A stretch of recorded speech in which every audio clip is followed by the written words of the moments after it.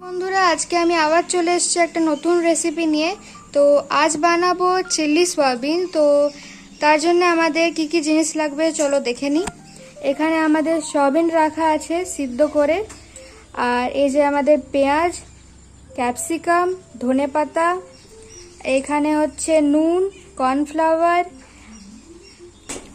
আর এই যে জিরে আর ধনের গুঁড়ি, এখানে আদা রসুনের পেস্ট আছে, কাশ্মীরি লাল, আর এদিকে হচ্ছে লঙ্কা, চিনি, আর এই নুন বললাম, আর এদিকে আমাদের সয়া সস আর টমেটো সস। তো চলো দেখে নিই কীভাবে বানাই। এই আমরা তেল দিয়ে দিলাম, কড়াইটা আগে গরম করতে বসিয়েছিলাম, এই যে তেল দিয়ে দিয়েছি।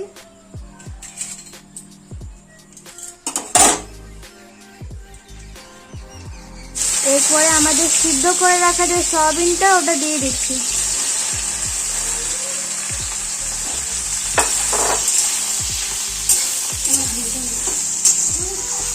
এবার সিদ্ধ করে রাখা সয়াবিনটা আমরা ভেজে নেবো ভালো করে। এবার আমরা ওপর থেকে নুন দিয়ে দিচ্ছি, আর কি দিয়ে দিলাম। এবার ভালো করে নেড়ে নিচ্ছি।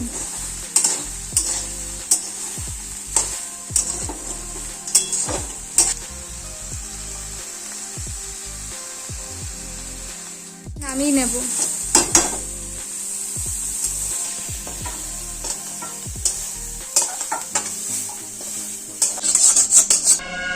এবার কড়াইয়ে আমরা অল্প তেল নিয়ে নিচ্ছি।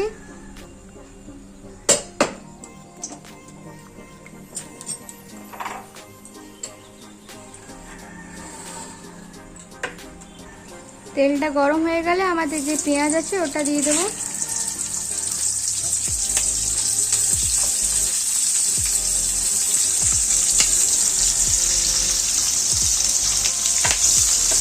ভালো করে পেঁয়াজটা যতক্ষণ লাল হচ্ছে আমরা ভালো করে ভেজে নেব। এবার পেঁয়াজটা কিছুক্ষণ ভাজার পর আমরা এই ক্যাপসিকামগুলো দিয়ে দিচ্ছি।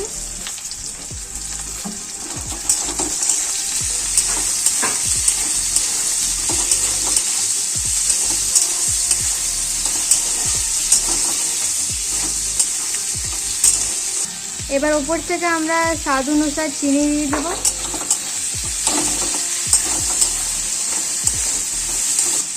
তো এবারে এটা ভাজা ভাজা হয়ে গেছে। এবার আমরা আস্তে আস্তে করে সব মশলা দিয়ে দেবো। এখানে আমরা লঙ্কা দিলাম,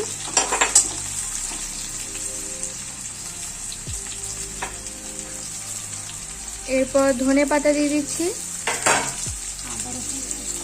এটা হলো আদা রসুনের যে পেস্ট করে রেখেছিলাম ওইটা। ভালো করে নেড়ে চেড়ে নাও।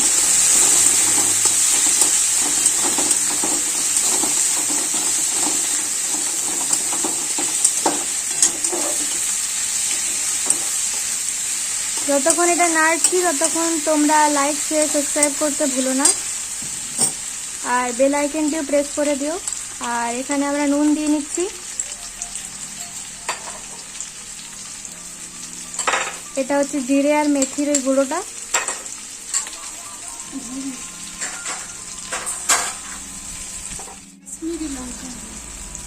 এবার এটা হচ্ছে কাশ্মীরি লঙ্কা গুঁড়ি দিয়ে দিয়েছি।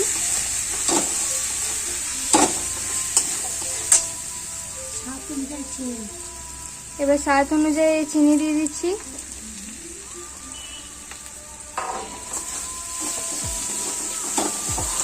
এবার আমরা এই সয়াবিনগুলো দিয়ে দিলাম যেগুলো ভেজে রেখেছিলাম। এবার ভালো করে নেড়ে নেব।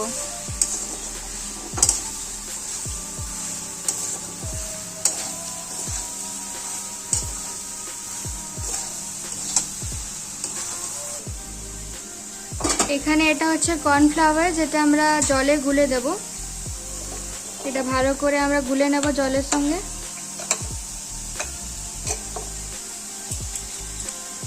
আর এর উপর থেকে আমরা সয়া সস দিচ্ছি।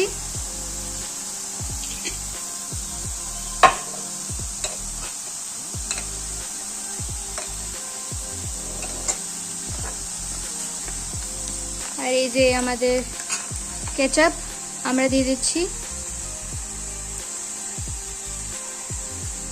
এটা ছোট বাচ্চারা অনেক খেতে ভালোবাসে, তো তোমরাও ট্রাই করো, দেখবে বাচ্চারা তোমাদের ফ্যান হয়ে গেছে। আর আমাদের তো বড়রা তো সবাই খেতে ভালোই বাসে। বাচ্চারা আর কি সচরাচর বেশি কিছু খেতে চায় না, কিন্তু এটা এত ভালো খেতে হয় যে বাচ্চারাও খায়।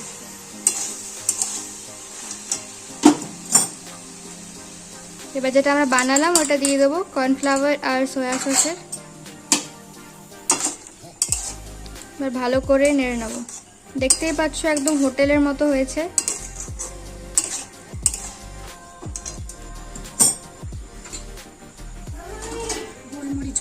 এবার আমরা উপর থেকে গোলমরিচ গুঁড়ো দিয়ে দিচ্ছি।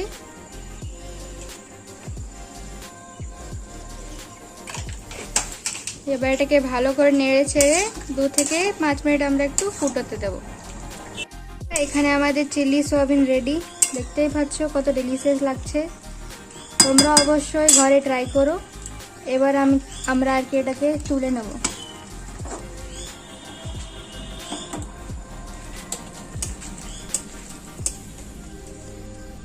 তো বন্ধুরা, আবার টাটা।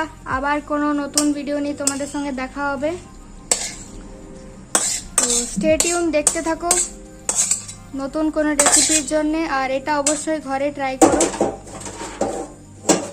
আর লাইক শেয়ার সাবস্ক্রাইব করতে ভুলো না। আর আমরা এই যে ধনেপাতা দিয়ে গার্নিশিং করে দিচ্ছি। তাহলেই তৈরি আমাদের স্পেশাল চিলি সয়াবিন।